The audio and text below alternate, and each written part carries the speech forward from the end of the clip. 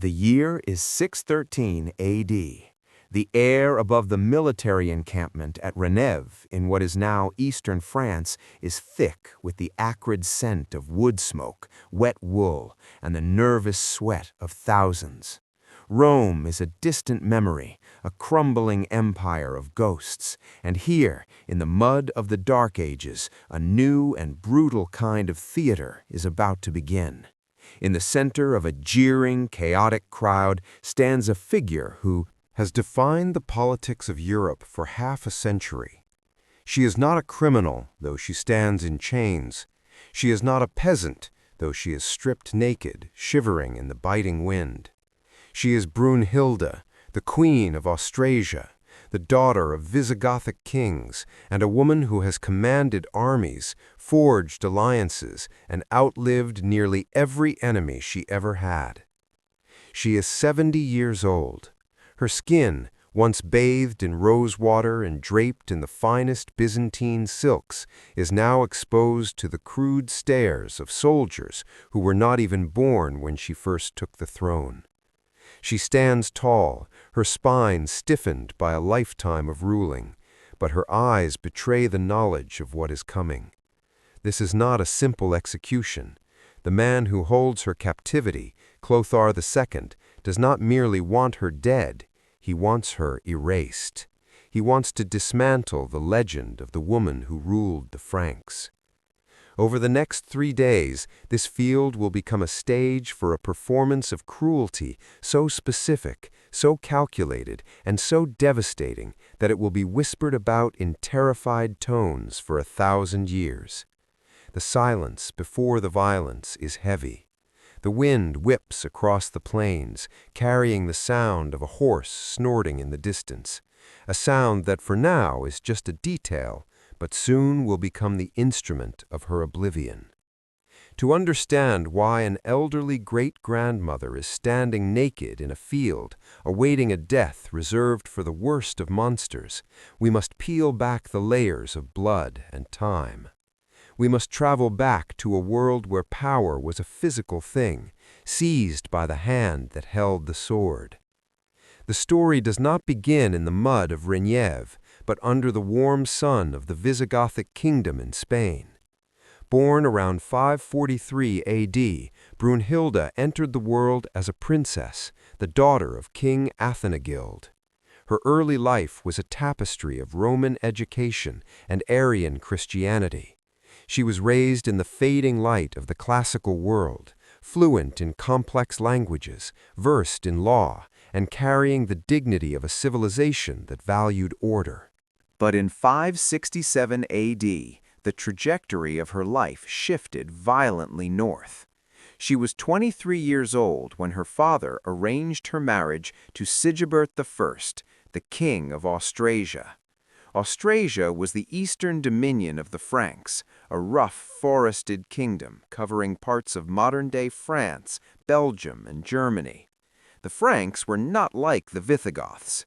They were a warrior culture, their kings distinguished by their long hair and their short tempers. When Brunhilde crossed the Pyrenees, leaving the olive groves for the deep, dark forests of the north, she brought with her a sophistication that the Frankish courts had rarely seen. Sigebert was captivated.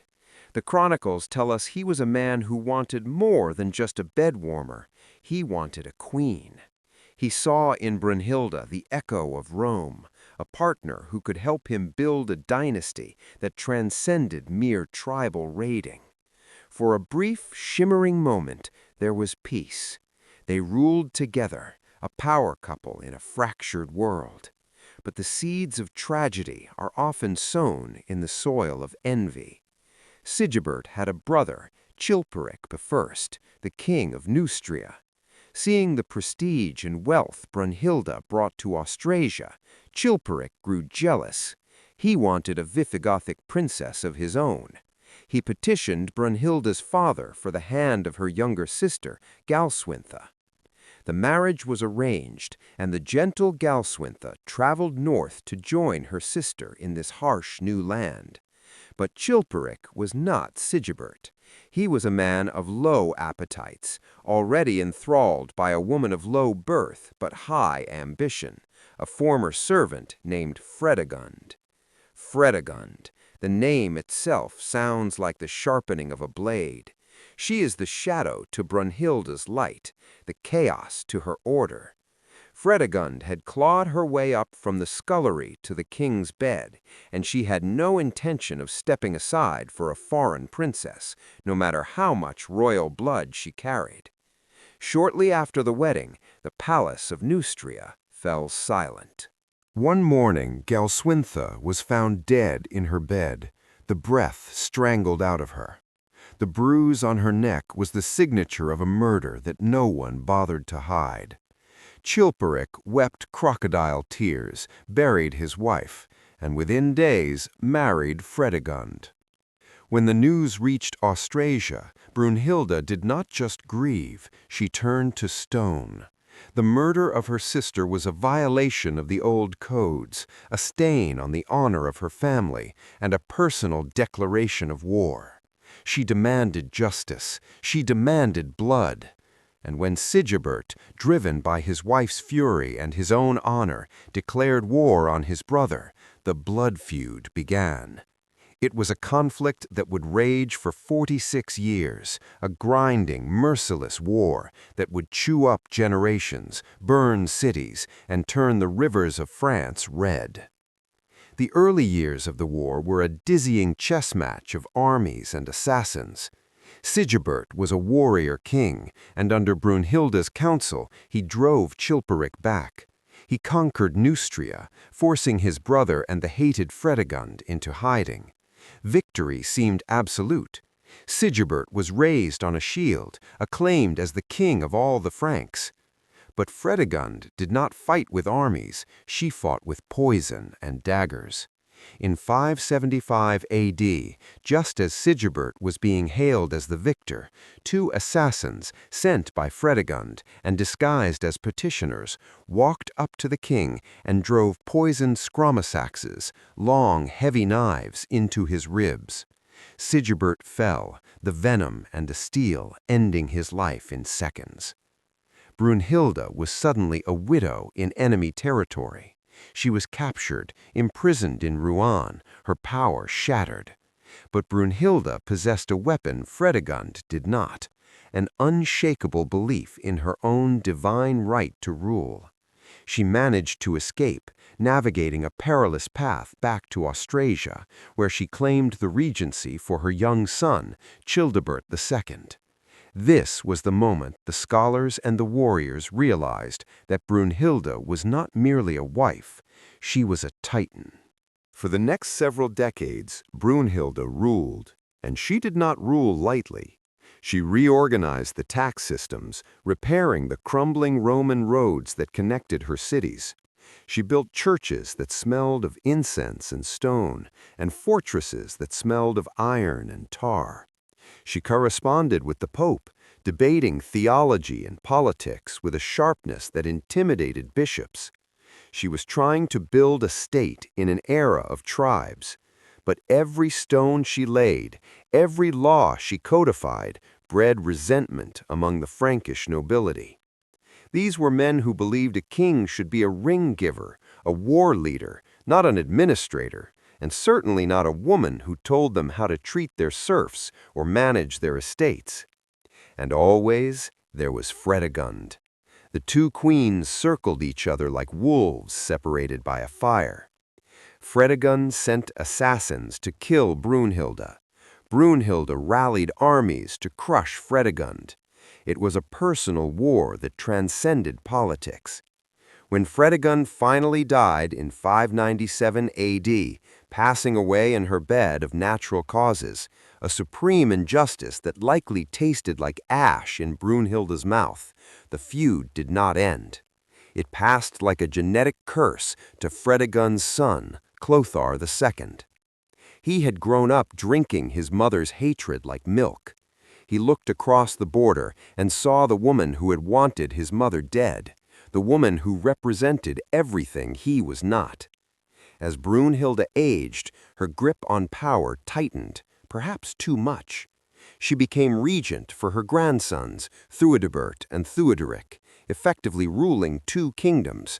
But the nobility had had enough. They were tired of the taxes, tired of the Roman laws, tired of the old woman who refused to fade into the background as a pious dowager.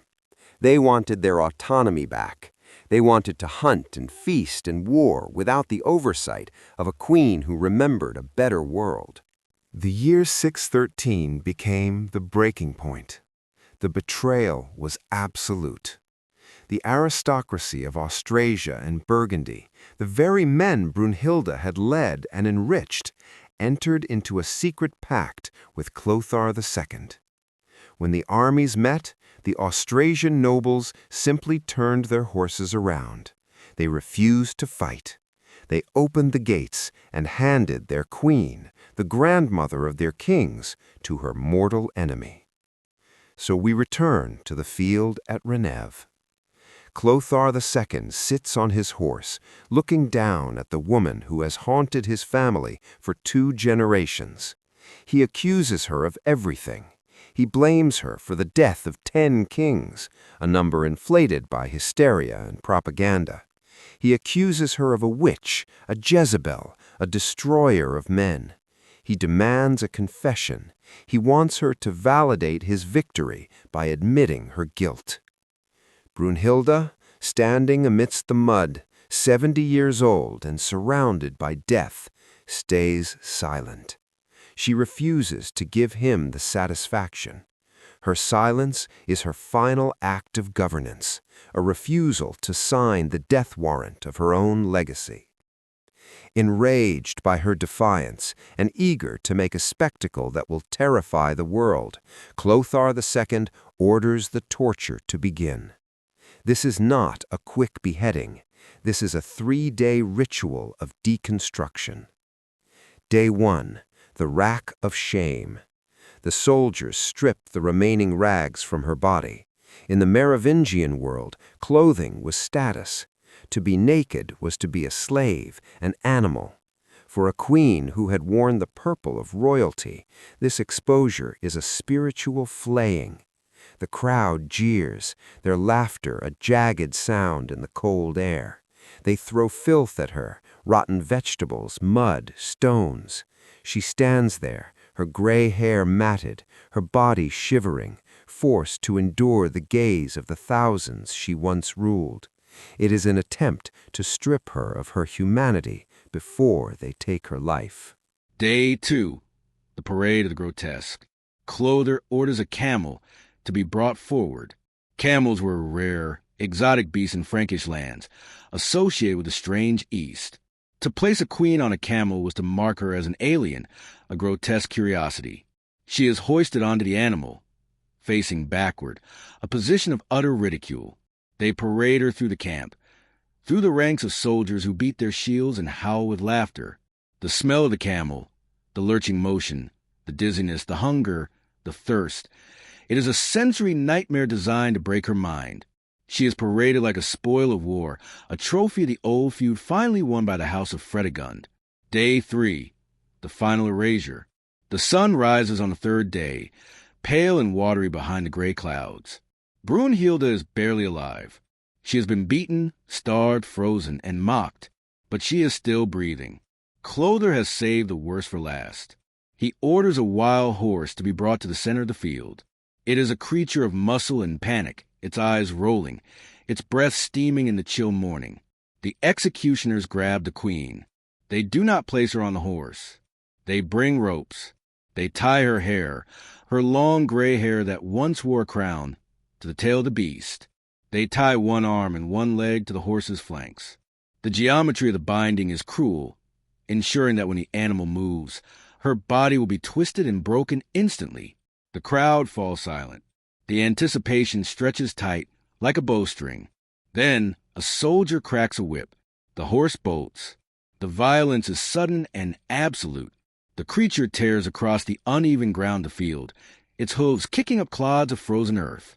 Behind it, the body of the queen is dragged. The physics of the execution are horrifying. At full gallop, the human body is frail against the hard earth. Stones, roots, and stumps become weapons. The sound is a terrible, rhythmic thudding that echoes off the nearby hills. The horse runs until it is exhausted, until the bundle dragging behind it no longer resembles a human being. When the horse finally stops, heaving and frothing, there is nothing left to bury. Clothar orders the remains to be burned. Fire is the final cleanser. He wants no tomb for pilgrims to visit, no relics for loyalists to hide. He wants Brunhilde to be smoke, dispersing into the wind, gone forever. He gathers his scribes. They write the history. They write of a wicked queen, a second Jezebel who killed kings and deserved her fate. They cement the narrative that will hold for centuries. They tell the world that justice was done. But they were wrong. You cannot erase a woman like Brunhilde with hooves and fire. The horror of her death did the opposite of what Clothar intended. It seared her memory into the bedrock of history. We remember her not as the villain of Clothar's story, but as the woman who built the roads he walked on, the woman who held a kingdom together when men were trying to tear it apart with their greed. As the smoke from her pyre drifted over the fields of France in 613 AD, the Frankish nobility believed they had solved their problem. They believed that by making an example of her, they had taught women a lesson about the cost of power. But today, standing in the distance of time, we see the truth. The brutality of her death was not a sign of her wickedness. It was a measure of their fear. They were terrified of a woman who could rule better than they could. Subscribe to the channel. History is filled with stories buried under the soil of propaganda, and we are here to dig them up, one by one.